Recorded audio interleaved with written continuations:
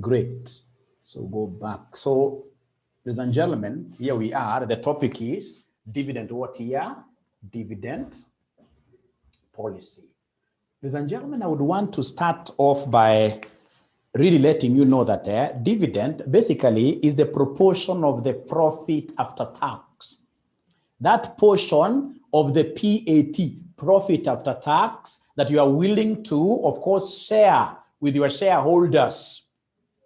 So basically, these dividends here will be the return on your shareholders' investments. On your shareholders' what year? Investments. On your shareholders' investments.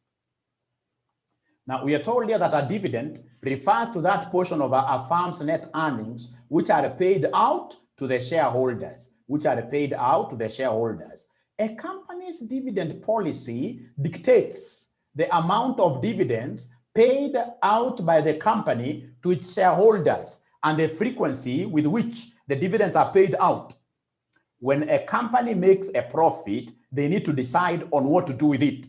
They can either retain the profit in the company, that is, retain the earnings on the balance sheet, or they can decide to distribute the money to the shareholders in the form of dividends, Ladies and gentlemen, between the two policies here, could you kindly tell me, if you are to be hired as a finance manager, of an entity, which policy do you think is good for your firm? Is it the one of not paying dividends at all, or in this case here, distributing all your earnings to your shareholders as dividends? Somebody talk to me this afternoon. So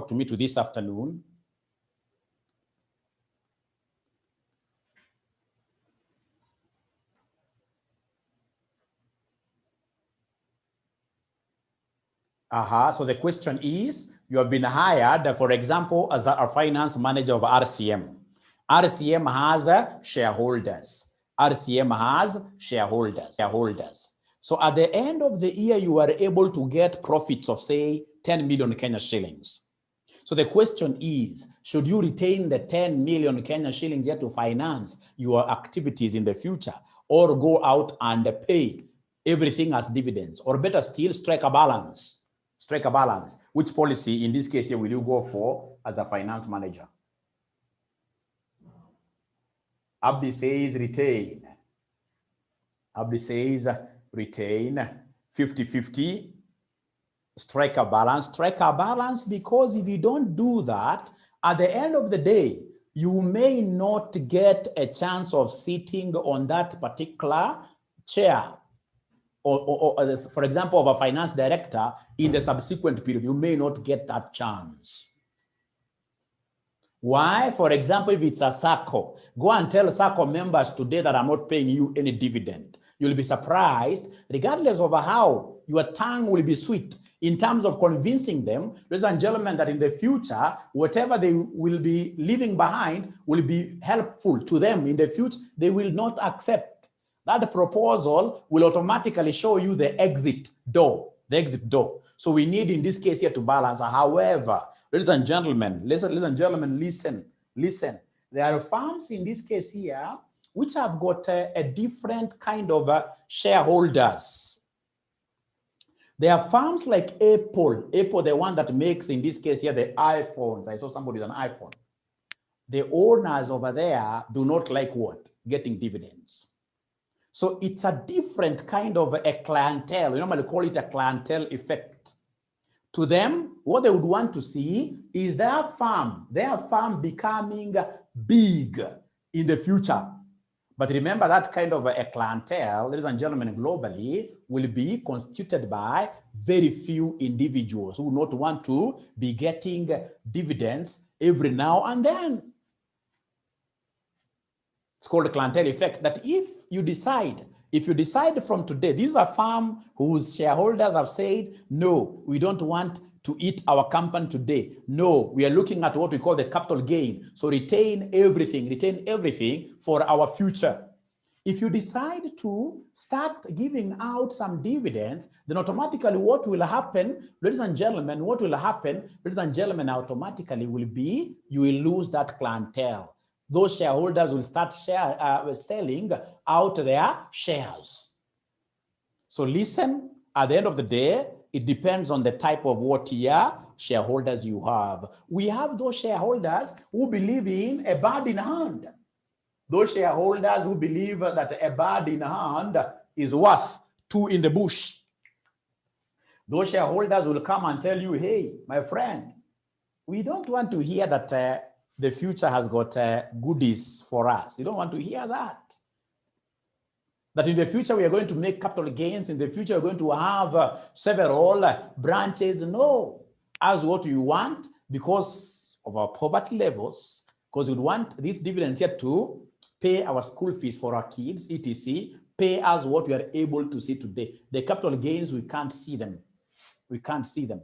So in this case here, it depends on the type of shareholders that you have. But all in all, at the end of the day, what I've discovered for the number of years I've been attending some of these AGMs, ladies and gentlemen, people would always want a compromise. People would always want a compromise. In this case here, if possible, 50-50.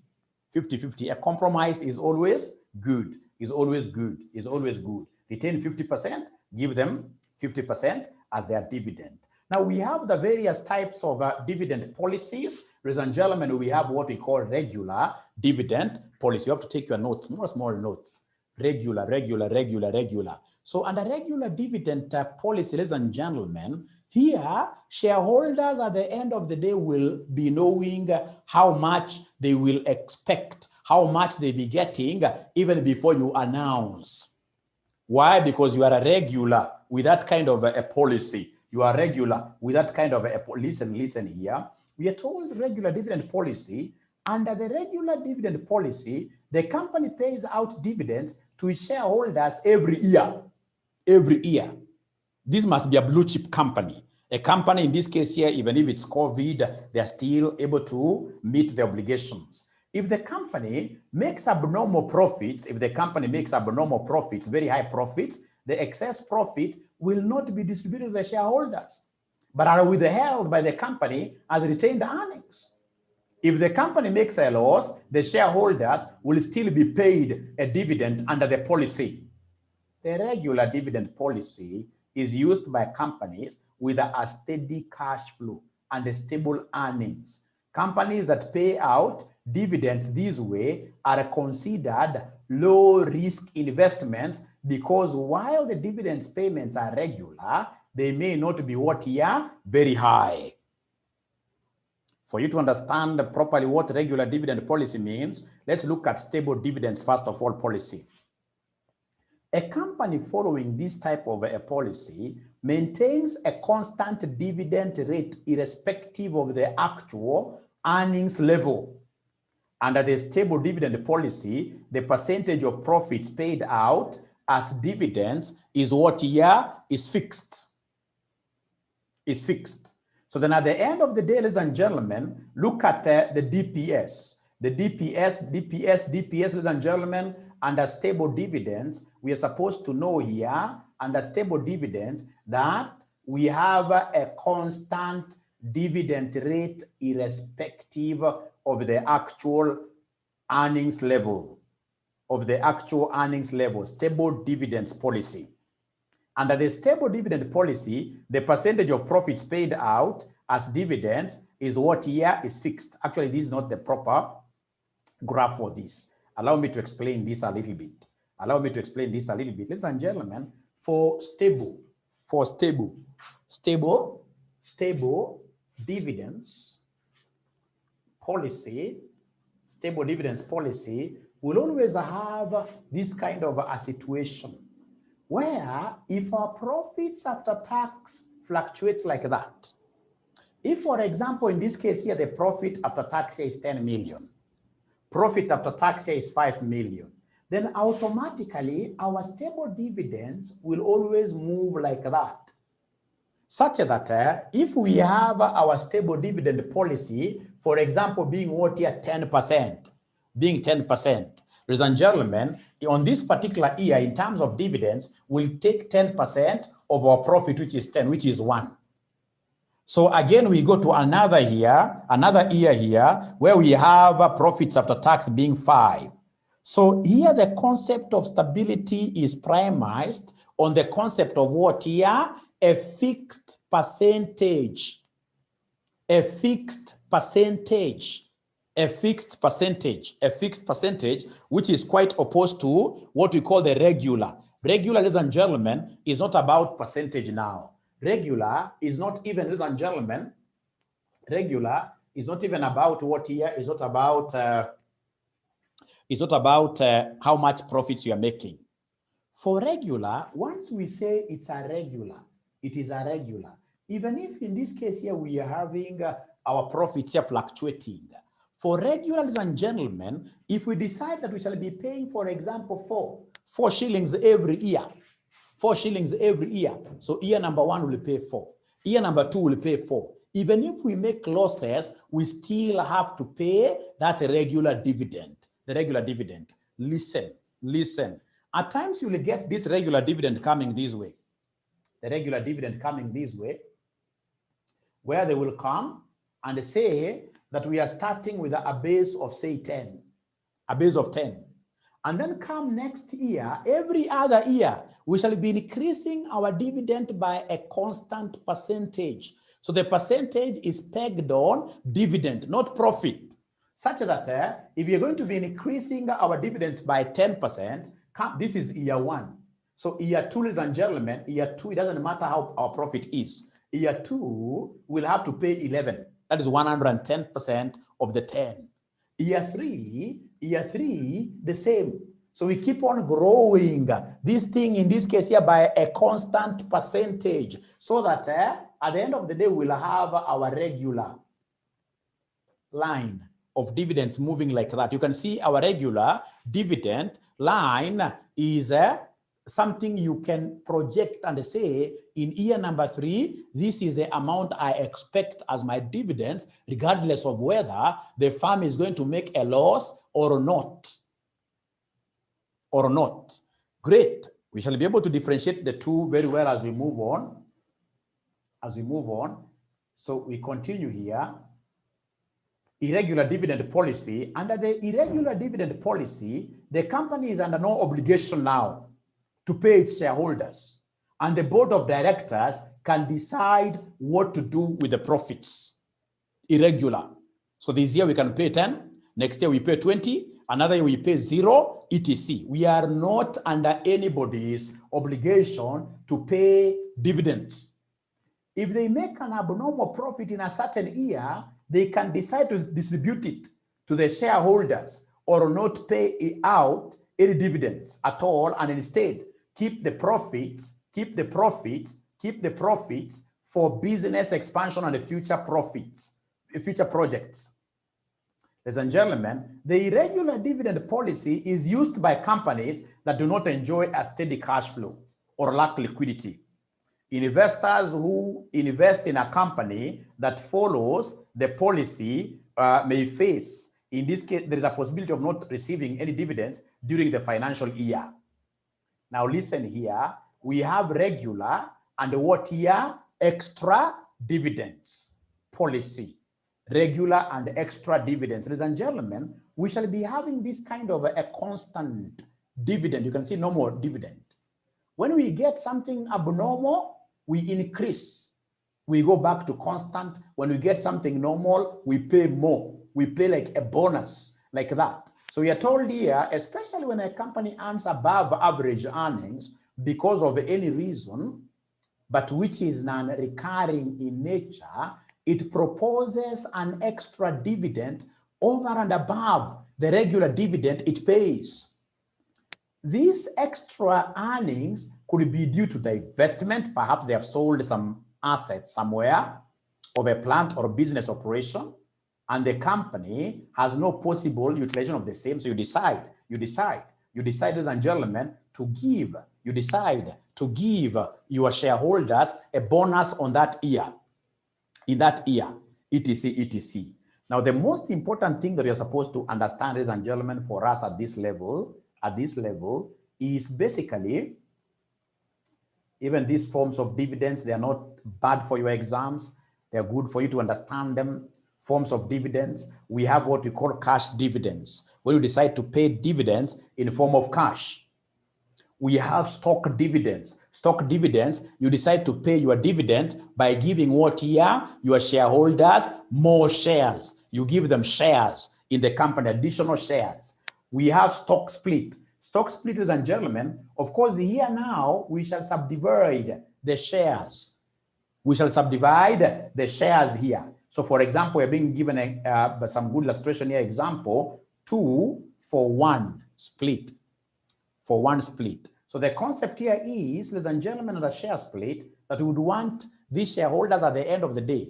We are splitting shares for them to have more shares. So you're giving them again here what here? Extra what here? Extra shares, extra shares, extra shares. Share split. It's a form of what here? Paying dividend. Of course, share split has got one disadvantage. When you split your shares like that, of course, like Equity Bank has done share split for this some share split some time back. We expect because of the oversupply of shares now in the market, the share price will do what here? Will go down, will go down. Ladies and gentlemen, the other way in this case here that you could decide to reward your people instead of giving them, like now this number 5 is very common. Number 5 is very common. A scrip or a share dividend is an offer of shares in a company as an alternative to cash dividend. This is very important because under scrip, ladies and gentlemen, in this case here, we are issuing out what we call bonus shares. Bonus shares. Bonus shares. Bonus shares. You need to know under scrip or share dividend is an offer of shares, just like the stock dividends. Yeah. Stock dividends. So under a scrip, if somebody asks you what is a scrip dividend, it's an offer of shares in a company as an alternative to cash dividend. So under scrip, ladies and gentlemen, under scrip mode, we are giving you two options. Either you take a cash dividend here, or you take, in this case here, shares. So we're giving you an alternative script. Very important, very important. But all in all, you're giving out what here? Shares instead of, at the end of the day, you want people to take up shares because you may not be having the money. You may not be having the money. You may not be having the money. Great. So advantages of a scrip dividend, of course, ladies and gentlemen, the major thing here is about protection of your cash flows. You don't want, ladies and gentlemen, your cash flows to be impacted on negatively. So I would rather give you what here? Shares instead of what here? Giving you money for dividends. That's number one. Number two, why would I want to give out shares as dividends instead of giving out money, ladies and gentlemen? It's because of what here? The gearing ratio. How do we get gearing ratio? To get gearing ratio, we normally take debt over debt plus what here? Plus equity. Debt plus equity. Debt plus equity. So when I give out shares, I'm of course increasing my equity because equity has got what here? Two components. Equity has got two components. We have shares, and then number two, we have what here? Retained earnings. So when I give out, ladies and gentlemen, shares, my equity is growing. And then of course my equity is growing because I'm going to retain, it's like I'm retaining that profit. So listen, when this grows, automatically the base is becoming bigger. And if the base becomes bigger, automatically we expect the total gearing ratio to reduce. Let me give you a very practical example. Assuming debt is 1 and the current equity, for example, is 2. So it means that the current gearing ratio will be 1 all over 1 plus equity, which is 2, which will be what here, somebody? Which will be a third. Assuming, ladies and gentlemen, that I increase this equity by retaining my profits and of course by issuance of shares. For example, I take this equity to something like 4. It means that the new gearing ratio will be 1 over, the debt is 1 plus equity. Equity now becomes 4. So ladies and gentlemen, this will be 1 over 5. If you try out this, this will be 0.33. This will be 0.2. So of course you can see the effect. you can see the effect. The gearing ratio has reduced. So when you give out shares, ladies and gentlemen, in the form of what here, instead of dividends, you are also lowering your gearing.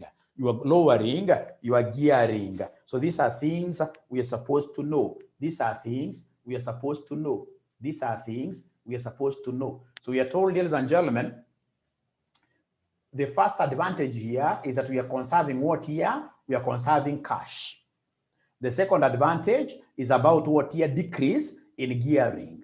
The biggest disadvantage of scrip dividend, ladies and gentlemen, the biggest disadvantage of this scrip dividend, when you are giving out what here? Shares. When you are giving out shares, at the end of the day, we shall have so many shares in the stock exchange. So we expect to experience what we call dilution of our EPS, dilution of our EPS. Great. Now, ladies and gentlemen, here we have the dividend theories. I hope they're able to see my screen. I haven't even gone through their charts, because when you are sharing, at times you can't see the charts, but I can see they're okay. Great. Now, ladies and gentlemen, we have what we call a bird in hand theory. So for bird in hand type of shareholders, ladies and gentlemen, automatically these people would want their dividends today. Many say there is a clear link between dividend policy and the share prices. For example, it has been argued that investors prefer certain dividends now rather than certain capital gains in the future, a bird in hand. The size and direction of the share price change will depend on the difference between the dividend announcement and the expectations of the shareholders. This is referred to as the signaling properties of dividends. Ladies and gentlemen, remember, like in Africa, most of us, ladies and gentlemen, here are poor.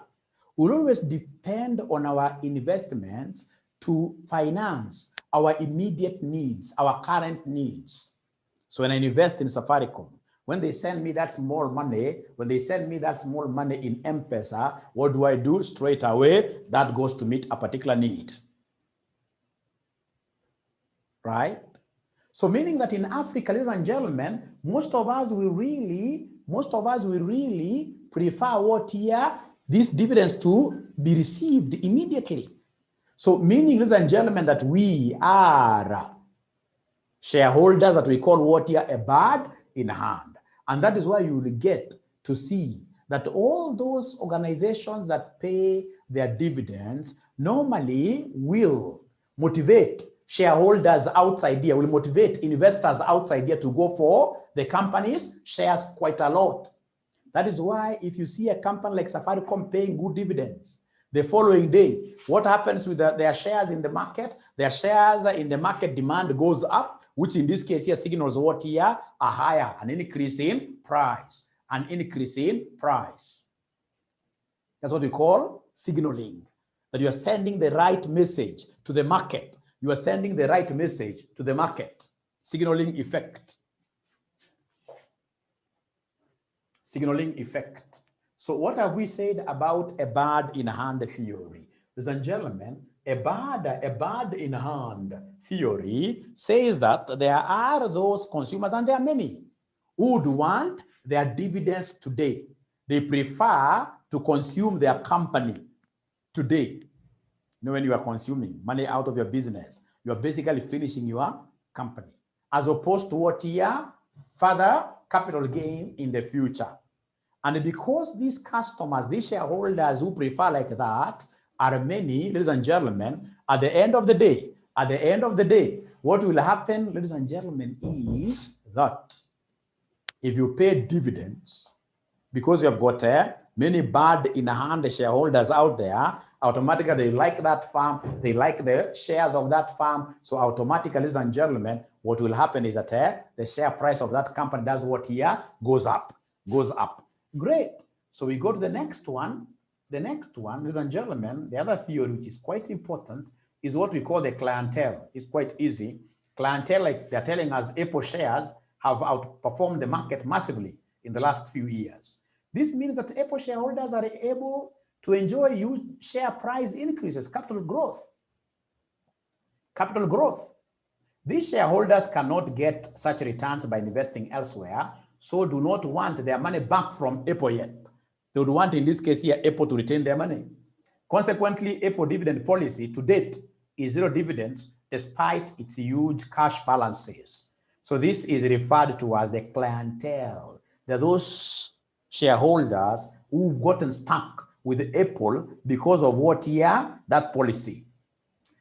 A company with an established dividend policy is therefore likely to have an established dividend clientele. The existence of this dividend clientele implies that the share price may change if there is a change in the dividend policy of the company, as shareholders sell their shares to reinvest in another company with a more satisfactory dividend policy. So, ladies and gentlemen, I would want you to understand this concept very well. Under clientele, there are those organizations that will, of course, be paying some particular dividends. So, for example, I know companies like East African breweries, the blue chip companies, save for Corona, their dividends are quite regular. You are able to predict. Last year you got 10 per share. This year you'll be getting, in this case here, 11, 12, etc., etc., etc., etc. So once you get accustomed to that kind of an environment, then you become a shareholder client. You are a clientele of their policy. Should they want to change that kind of a policy at once, what we'll do is that you'll run away. You sell your shares. And of course, when you're selling, when many of you decide to sell your shares at the stock exchange, we shall have oversupply of shares there. So the share price will do what here? Will go down. So anybody asking you about clientele, remember from the word go. Companies will make promises that us, we shall be paying you dividends in this manner. Dividends in this manner. Once you make that kind of a promise, you will get some type of shareholders who will get used to that kind of a policy. So in the future, should you want to make changes because of the clientele effect, please let that change not be what here? Very drastic. If it's very drastic, you're going to lose most of your key what here? Shareholders. You're going to lose most of your key shareholders. So, ladies and gentlemen, I hope that has been helpful. But before I just sign out and go to a past paper question, do the past paper question that I promised, I would want us to discuss this. Discuss 3 factors that a company should consider when formulating its dividend policy. What factors, in this case, ladies and gentlemen, should a firm consider when formulating, if you're to be hired as a finance director of RCM, ladies and gentlemen, what will be some of those things you will be able to consider when you are setting up a dividend policy? A dividend policy. These should be coming from you. The points that you need to consider while setting up a dividend policy. These points should come straight away from you. I can give you 3. Liquidity is one of them. Liquidity. How liquid are we? If we are liquid, why don't we want to pay our shareholders? Why can't we pay our shareholders well? So liquidity is a big factor. How comes I'm not seeing any point from you, great students of mine? Or I'm the one who's not checking. What factors will you consider? What factors will you consider? What factors will you consider when you are forming?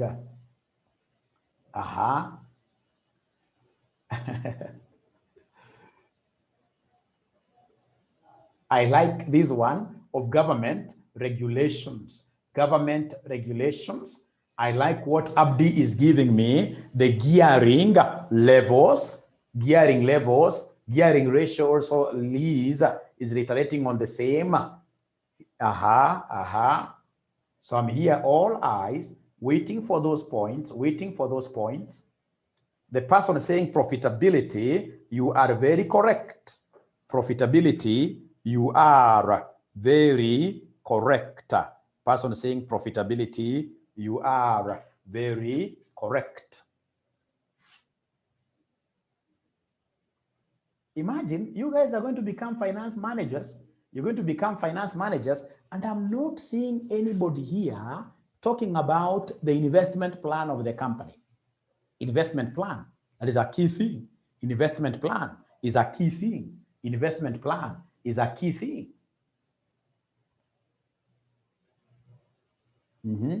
I can now see very good points. I can see very good. You see, like this lady saying that legal restrictions. Legal restrictions. Remember, the law does not allow you to pay dividends out of borrowings. I know here there must be directors of some SACCO companies which, or rather who help their SACCOs to borrow for purposes of protecting their jobs. In the future, you'll go to jail because there is a law which says that you can only pay dividends out of profits or retained earnings. This year you may have made a loss, fine. But if you had some retained earnings, you can go back to that pocket and of course get some money from there, and then you do what here, and then you pay. But you can never pay. You should never pay. Actually, I should read this for you. This is very interesting. It's here. It is here. It is here. We are told, ladies and gentlemen, here, the general rules and the legal constraints, the three general rules are followed when paying dividends. Number one, the net profit rule. Dividends can only be paid from current / past earnings. Capital impairment rule prevents payment from the value of shares on the balance sheet. On the balance sheet, capital impairment. We don't want to pay dividends in a way that our capital, our MPS will go down. So prevents payment from the value of shares on the balance sheet. And then we have insolvency rule. If you're insolvent, ladies and gentlemen, you should never pay dividends. So dividends cannot be paid when insolvent, or if the payment makes the firm to become what here? Insolvent. Insolvent. So ladies and gentlemen, I would want you guys to do me a favor. I would want you guys to do me a favor. There is this question from our past paper that we started. The past dividend rates, we have to consider that. There is no way you'll tell us that you've been paying 10, and then all of a sudden, you tell us in this case you're going to pay 0, no. So historical, history, our history is a good thing. Our history is a good thing. Our history is something that has, like the capital market regulations, this is very important. Yes, it's a big factor. Yes. So ladies and gentlemen, we also, this one of the industry, I like the industry. There are industries, of course, which will pay more dividends than other industries, right? There are industries where you'll be required to retain more because of the nature of business. Yes, I like that. This is a very good class. I like that. This is a very good class. So ladies and gentlemen,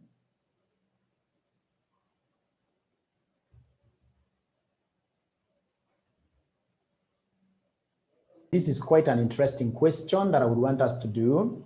It talks about dividend irrelevance theory. If you're writing your notes, you mentioned there dividend irrelevance theory. Dividend irrelevance. Dividend irrelevance theory as given to us by Modigliani and Miller, quite different from what you guys know. As given to us by Modigliani and Miller. As given to us by Modigliani and Miller. So remember, under dividend irrelevance theory, whether you pay dividends or you don't pay dividends, the value of the firm will always be the same. So the concept here is that the value of the firm, the current value, when you talk of O means current value. The current value of the firm is always the same regardless of whether you decide to pay dividends or you don't pay dividends. It's called the dividend irrelevance theory. That this concept of signaling, that when you pay dividends outside there, you are able to signal good information about future prospects of a farm, and as such, we expect the farm value to grow. These guys came and said, no, hogwash, irrelevant, useless. Useless. So for them, they said the farm value is always the same, regardless of whether we pay dividends or we don't. So great, ladies and gentlemen, here we are. Here we are. Here we are. So come there. We are reading Umoja group of companies belongs to a risk class of which the appropriate capitalization rate is 10%. Capitalization rate is cost of equity. Cost of equity or cost of capital. For here we shall use it as cost of equity. The company currently has in issue 200,000 ordinary shares selling at 50 each. The company is contemplating the declaration of dividend at the rate of shillings 3 per share at the end of the current financial year, which has just begun. Using Modigliani and the Miller proposition on dividend irrelevance, not farm valuation per se, not the normal Modigliani and Miller. No. Determine the price of the ordinary shares at the end of the year, assuming a dividend is not declared.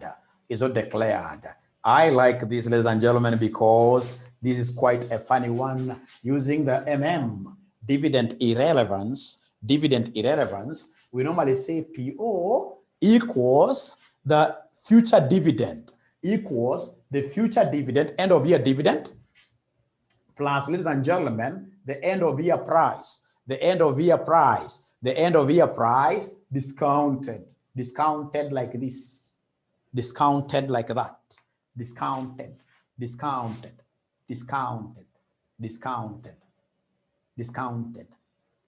This is not our usual provincial officer formula. No. This one is an important formula that we only use under dividend irrelevance. That if you want to know what is your worth in terms of share price today, just look at the dividend you'll be getting at the end of the year, D1, plus the market price of that share at the end of year 1. And then you discount by dividing this with 1 plus K. So we look at Roman 1. Remember Roman 1, no dividends, no or zero dividends, i.e. D1 equals 0, i.e. D1 equals 0, D1 equals 0, i.e. D1 equals 0, D1 equals 0. So then if that is the case, ladies and gentlemen, remember in this question, they have already given me P0. In this question already, I have P0. In this question, ladies and gentlemen, in this question, I have P0. They have told me the company currently has in issue 200,000 ordinary shares selling at, they are currently selling at, remember PO is the current market price per share. PO is the current market price per share. Is the current market price per share, which in this case here they are telling us is 50. So ladies and gentlemen, if we go with the first policy of not paying dividends, then D1, don't get confused there, D1 will be 0. How about P1? P1, ladies and gentlemen, this is what they want us to look for. If you read the question, ladies and gentlemen, what they are telling us here is to, ladies and gentlemen, what they're telling us here in the question, the price of the ordinary shares at the end of the year, P1 is what they want us to look for. But fortunately, we have KE. Fortunately, we know from some place up there that our KE is 10%. Fortunately, we know that our KE is what here is 10%. So they want us now to give them P1. So is there somebody who can make the arrangements, some adjustments there in a way that Olivia already has an answer? Yeah. So in this case here, our PO is 50, which will be equal to D1, that is 0, D1, which is 0, plus P1 that we do not really know the value at the moment, all over 1 plus K. KE, cost of equity, which is 10%. So 1 plus 10%, that will be the same as 1.1. 1 plus 10% is the same as 1.1, is the same as 1.1. So please try to make your rearrangements. If you try to do your cross multiplications very nicely, ladies and gentlemen, we have here 50 times 1.1 equals P1. Therefore, P1 will be 50 what here? P1 will be 55. P1 will be 55. P1 will be 55. Something that I'm so sure that all my students, if they were to get this kind of a question on an exam, all of them, it would have been a thumbs up. All of them. How about Roman 2 of this question? How about Roman 2 of this question? So Roman 2 of this question, ladies and gentlemen, the price of the ordinary shares at the end of the year, assuming that a dividend is now declared. Assuming that a dividend is declared. I like this. Assuming that a dividend is declared. But a dividend of how much? Remember, dividend declaration we are contemplating is 3. Assuming that a dividend is declared. So, ladies and gentlemen, that is quite an easy thing to do. This, what I need to do here is to come, ladies and gentlemen, here, and then give them D1. D1, if we declare the dividend, we can't declare any other thing apart from 3. And then, of course, the other factors will remain the same. PO will be 50. P1 is what we are looking for. And then we know cost of equity is 10%. And then they would want us, of course, to give them P1. So I know I may forget about many other things, but I'll not forget the formula of PO. I know that there are 2 formulas of PO. The one of DO into something, but this is a special one. dividend irrelevance. Dividend irrelevance, ladies and gentlemen, what do we have over here? We know it is PO equals D1 plus D1, D1 plus D1 plus P1 all over 1 plus KE, all over 1 plus KE. Ladies and gentlemen, if that is the case, then my PO here should be 50 equals D1 that they would want me to declare this time round, which is 3, plus P1 that I do not know, all over 1.1. I don't know whether they are able to see where I got my 1.1 from. I don't know whether they are able to see where I got my 1.1 from. Are they able to see where I got my 1.1 from? Yes, they have even gone ahead like Abdi to give me the answer. So meaning that they must have seen for sure where I got the 1.1 from long time ago.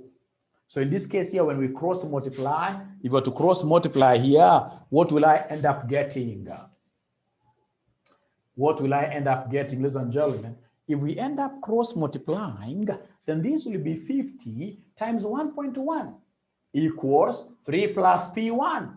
Then this will be 55 equals 3 plus P1, implying that P1, if you take this to the other side, it becomes a negative. It is 55 minus 3, which will give me 52, which will give me 52, which will give me 52, which will give me 52. Something that I know all of us would have gotten very, very comfortably. All of us would have gotten very comfortably.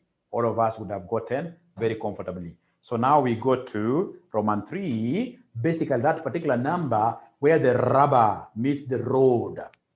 Number 3. Assuming that the company generates a net income, I should be reading from here. Assuming that the company generates a net income of shillings 2 million and makes new investments of shillings 4 million during the period, show that under Modigliani and Miller, Miller's assumption, payment or non-payment of dividends has no effect on the company's value. So, ladies and gentlemen, the most important thing here really will be for us to remember this formula that students keep on telling me that it's a bit complex, but I don't know how comes I normally see it to be easy despite my advanced age. Yeah, it's quite a simple formula. It's quite a simple formula. So, ladies and gentlemen, we have here under MM, the current value of a firm will always be obtained by us taking new shares plus old shares. New shares plus old shares. New shares plus old shares. New shares plus old shares. New shares. New shares plus old shares multiplied by P1. Multiplied by P1. So once I do it that way, then I'll have gotten what we call market capitalization. What is the market capital? The market capitalization arising out of what here? Our equity shares. It's a form of equity. The other way of growing our firm value, ladies and gentlemen, is the profit that we shall earn. The normal profit. So we'll come and add the profit here, add the profit there. And then, ladies and gentlemen, remember, according to Modigliani and Miller, when you make investments in the current year, those investments normally destroy your value. You can only realize something out of it gradually as we progress. But otherwise, according to them, immediate investments we are making will always destroy, will always reduce firm value. And then you will come here and give us, ladies and gentlemen, 1 plus what here? 1 plus KE. 1 plus KE. You will come and give us 1 plus KE down there. So here, the major thing, ladies and gentlemen, will be for you to know what N stands for. N stands for what, ladies and gentlemen? N stands for new ordinary shares that must be issued. The new shares which you must issue to be able to finance your investments. To be able to finance your investments, what new shares, number of shares are you going to issue? What number of shares, new number of shares are you going to issue? So this stands for a new number of shares. This M stands for old number of shares. I would want feedback from you. Have you been able to explain there that N stands for new shares? Have you been able to write that N stands for new shares and M stands for what here, somebody? M stands for old number of shares or current number of shares or current number of shares or current. Thank you very much. Thank you very much. Now, where the problem, a little bit of a problem, challenge, where it comes here is in ascertainment of the new shares. The new shares. How do we really get to calculate these new shares? It's very easy. I will look at the investment. How much of investments are we looking at? Remember, under Modigliani Miller, there are 2 ways of financing these projects. 2 ways. Either you issue new shares or you retain money. So for new shares, then what I'll do, I'll take the investment minus the retained earnings.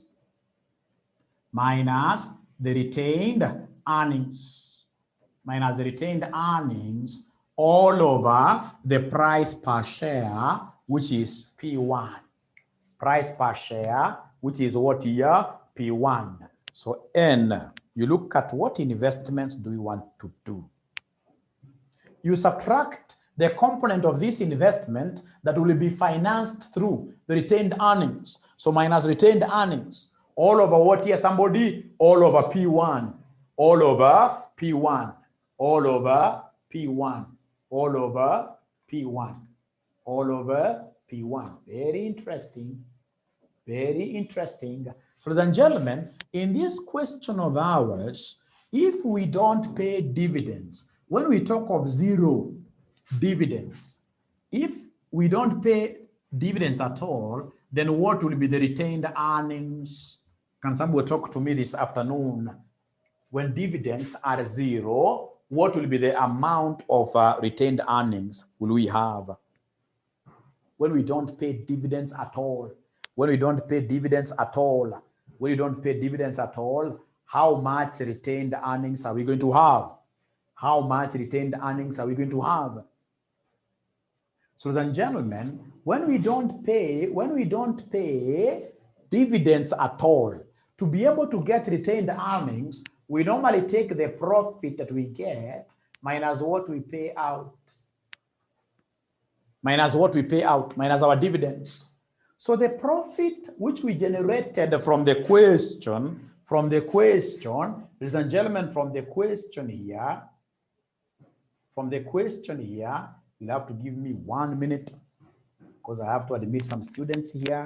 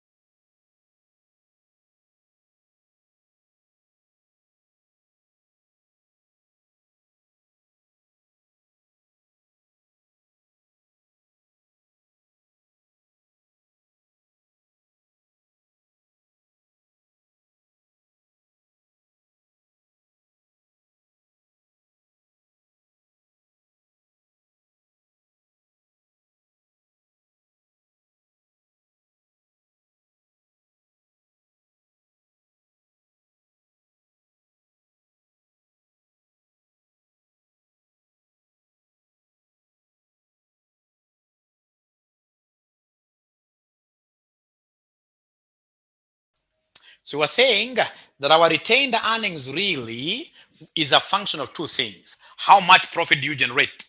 How much are you paying out? If you pay more, then you retain less. So our retained earnings are here. It's profit minus dividends. Profit minus dividends. Like this is a zero dividends policy. If it's a zero dividends policy, then at the end of the day, this is what I will be having. The profit is 2 million. Dividends are zero. So in this case here, the retained earnings will be 2 million. So please come back here. So here then the new shares will be equal to the investment. What is the investment? What is the investment amount? Are you able to see some investments? Are you able to see some investments in this question? Peter tells me 4 million. Peter tells me 4 million. So the investments in the question, yes, I can see make new investments of 4 million during the period. So I'm able to see some investments there. I like it that way. So the new investment, we have here 4 million. Retained earnings, we have 2 million all over P1 for zero dividends policy. For zero dividends policy, could you kindly remind us what was our P1? Zero dividends policy. Zero dividends policy P1 was 55. Zero dividends policy P1 was 55. So could you kindly give me an answer here? Kindly give me an answer there. For zero dividends policy, we got a price. Please try to write your answer in as many decimal places as possible. Here we prefer big number of decimal places. Big number of decimal places. Big number of decimal places. I'm going to finish this in 5 minutes. In 5 minutes. So we have here 36, 363, 36, 363, 36, 363.63, 636 like that. 636 like that. Thank you very much. So, ladies and gentlemen, having gotten that, really, my work will be about plugging in. My work will be about plugging in the formula here, the figures that I have. Now I have everything. Now I have everything. So, ladies and gentlemen, my VO here will be equal to, my VO here will be equal to the n that you gave me. The n that you gave me. This 36, 363, let me just read it again. The n that you have just given me, the n that you have just given me, that is 363, 63.63, 636 plus m. M, remember what we said about M. M stands for the old number of shares. Are you able to see the old number of shares somewhere? Are you able to see the old number of shares somewhere? The old number of shares in the question, yes, they are right. The company currently has got 200,000 number of shares. So, ladies and gentlemen, what we have here will be plus 200,000. So we have plus 200,000 multiplied by P1. Who is able to give me the P1 to use? So the P1 that I shall be using here will be the P1 for zero dividends policy that you have just given me in a few minutes ago. 55 plus the profit we've generated as an organization. Profit over how much? Somebody. Profit over how much? Somebody. Profit over how much? Somebody. Profit over how much? Somebody. Profit of 2 million minus the investment. Investment, somebody must have forgotten the investment value that we have been given. Somebody must have forgotten the investment value. It's 4 million. 4 million. And then, ladies and gentlemen, everything will be divided by 1 plus KE, which is 0.1. 1 plus KE, which is 0.1. So could you kindly move now slowly? Go up there and open brackets up there, times 55 plus 2 million minus 4 million, you say equals, and then you divide by 1.1. You divide by 1.1, and then you advise us, what value are we getting? Somebody, what value are we getting there? Somebody.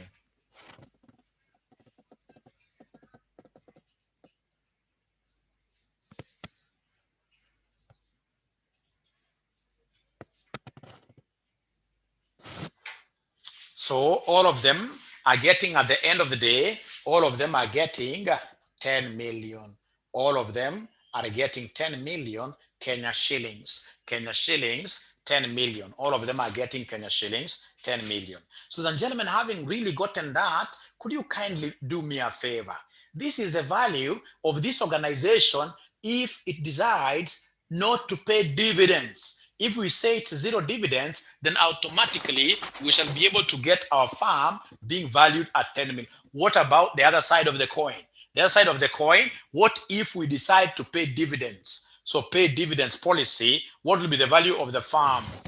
So number 2, pay dividends policy. Pay dividends policy.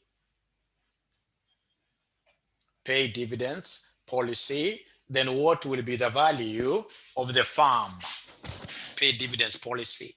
So pay dividends policy. Pay dividends policy.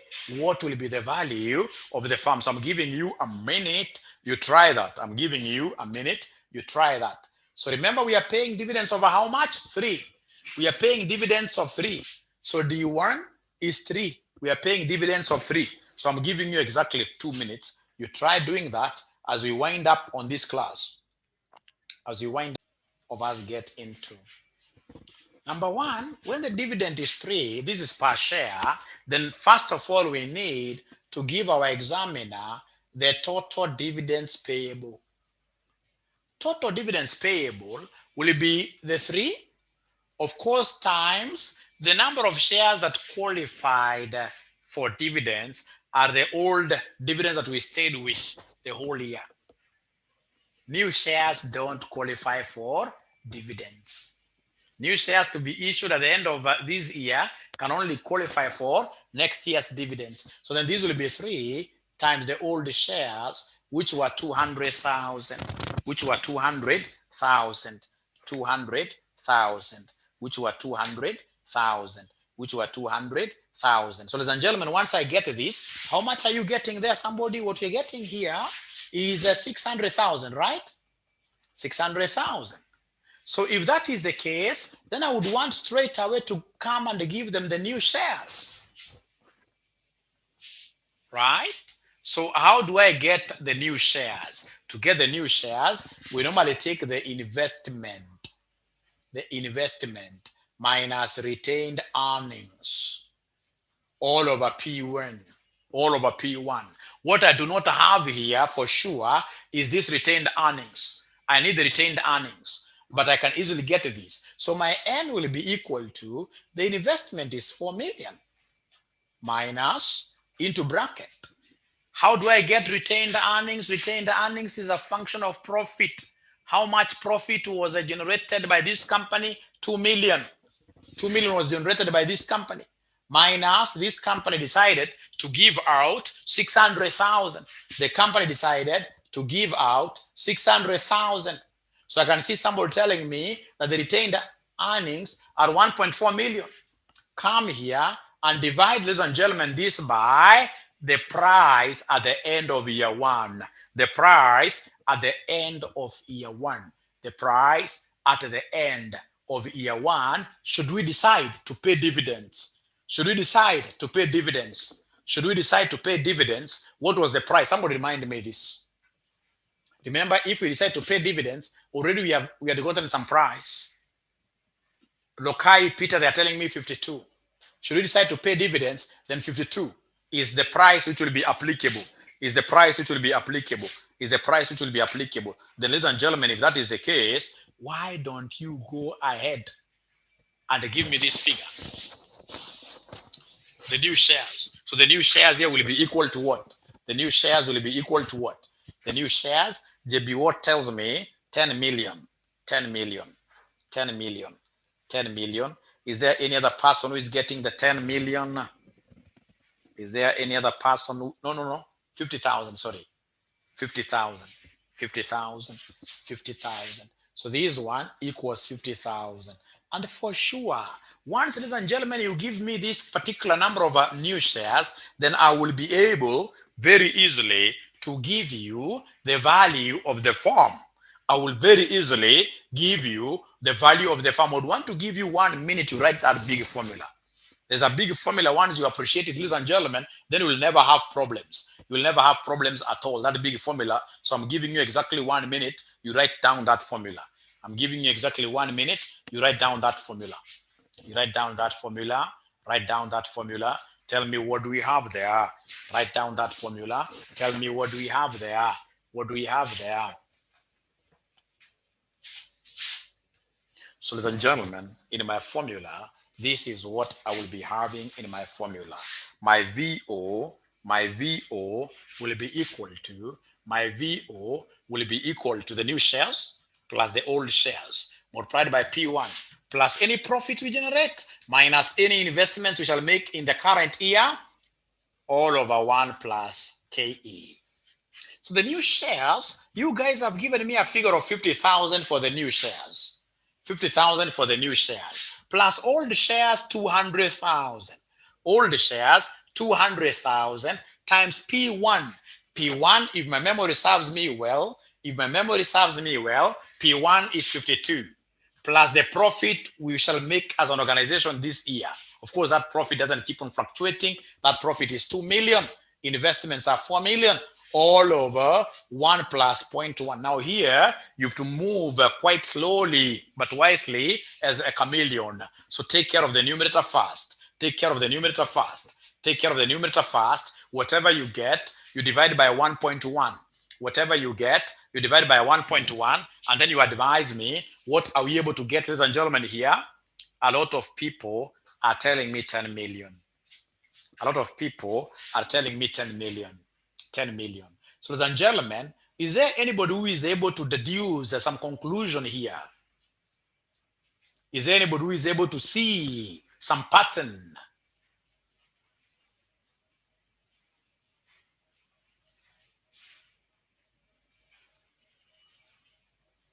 What I'm able to see is that regardless of what we do in form of dividends, whether you pay dividend or you don't pay dividend, ladies and gentlemen, the value of the firm will remain what here? Constant. I.e., value with dividend equals value without dividend, which is what here? 10 million. 10 million. That the dividend policy of the farm, as Lokai tells us there, dividend policy of the farm does not